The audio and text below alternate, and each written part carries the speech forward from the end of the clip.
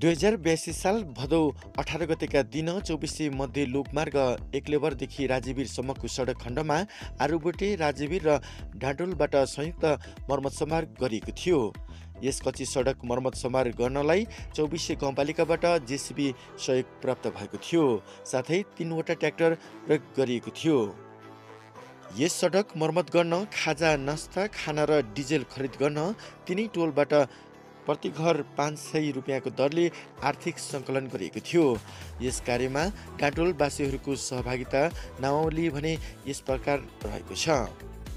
दिपा लिम्बू, कृष्ण कुमार लिम्बू, राजकुमार लिम्बू, डम्बरबहादुर लिम्बू, टङ्कप्रसाद लिम्बू, इन्द्रध्वज लिम्बू, ऐतराज लिम्बू, भक्तबहादुर लिम्बू, कर्ण लिम्बू, विशान लिम्बू, तीर्थबहादुर लिम्बू, उत्तर कुमार चेम्जोङ, नारायण प्रसाद चेम्जोङ, दिनेश प्रसाद चेम्जोङ, भीमरान लिम्बू जम्मा 7500 र वडा सदस्य विजय प्रकाश चेम्जोङबाट ट्र्याक्टरमा प्रयोग गरिने सामान खरिद गर्नुभएको थियो।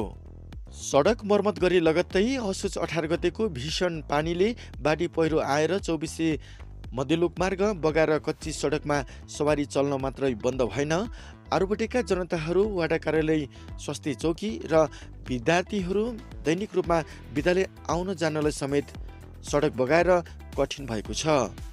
यस्तो अप्ठ्यारो परिस्थितिमा जनताहरूको समस्यालाई मध्यनजर गरेर स्थानीय सरकार र सरकारवालाहरूबाट चाँडै ध्यान दिन जरुरत छ।